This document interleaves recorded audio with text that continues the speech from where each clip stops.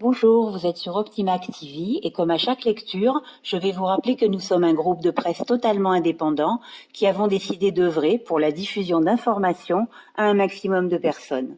Nous vous recherchons, regroupons et exposons des points de vue de différentes personnalités et experts reconnus dans les domaines les plus variés afin que vous puissiez vous faire votre propre avis.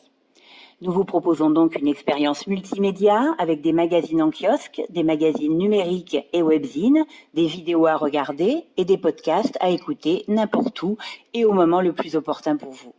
Afin de mieux nous connaître, nous vous proposons des lectures d'articles régulièrement sur cette chaîne. Vous pouvez retrouver les différents thèmes dans la playlist. Bonne lecture, bonne écoute et excellente réflexion. Un élixir d'immortalité fabriqué en Chine a été retrouvé dans une tombe vieille de 2000 ans.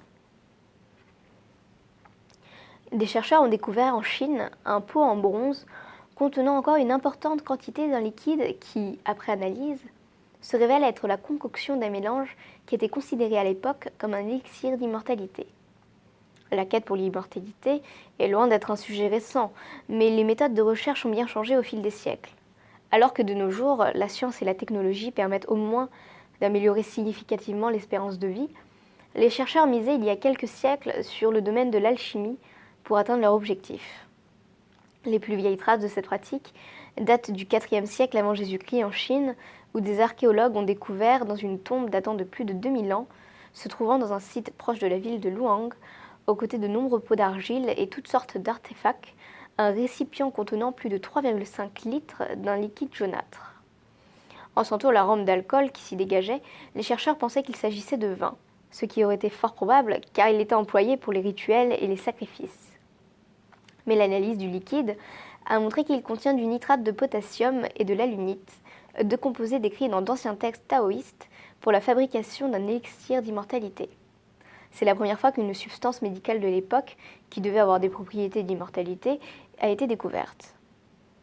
Le liquide a une grande valeur pour l'étude des anciennes idées chinoises sur la réalisation de l'immortalité et de l'évolution de la civilisation chinoise, déclare Shi Jiazhen, chef de l'Institut des reliques culturelles et d'archéologie de Luang. La tombe fournit un matériel précieux pour l'étude de la vie des nobles Han occidentaux, ainsi que des rituels funéraires et les coutumes de l'époque.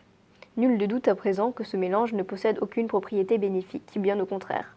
Le nitrate de potassium, qui est aujourd'hui utilisé dans les feux d'artifice, les engrais ou encore dans les aliments transformés comme agent conservateur et pour donner plus de saveur, est toxique en concentration importante. Quant à l'alunite, il sert à la production d'alun de potassium, employé dans certains procédés industriels et également dans certains aliments. Mais ce dernier usage a fortement diminué depuis le XIXe siècle, après la découverte de ses propriétés nocives pour la santé. La haute société chinoise était particulièrement croyante à l'idée de l'existence d'un élixir d'immortalité. Des textes décrivent que la plupart des personnes de rang social, empereurs, nobles, sont mortes par ingestion d'un élixir d'immortalité qui contenait souvent du mercure. De plus amples recherches sont en cours sur ce site datant de la dynastie des Han. Cependant, on pourrait se demander pourquoi un élixir d'immortalité se trouve à côté d'un mort qui aurait eu donc quelques difficultés à se lever pour aller boire le liquide. Merci pour votre écoute et pour retrouver régulièrement nos articles, abonnez-vous ci-dessous à notre chaîne YouTube. Et pour vous procurer tous nos magazines, rendez-vous sur notre site. À très vite.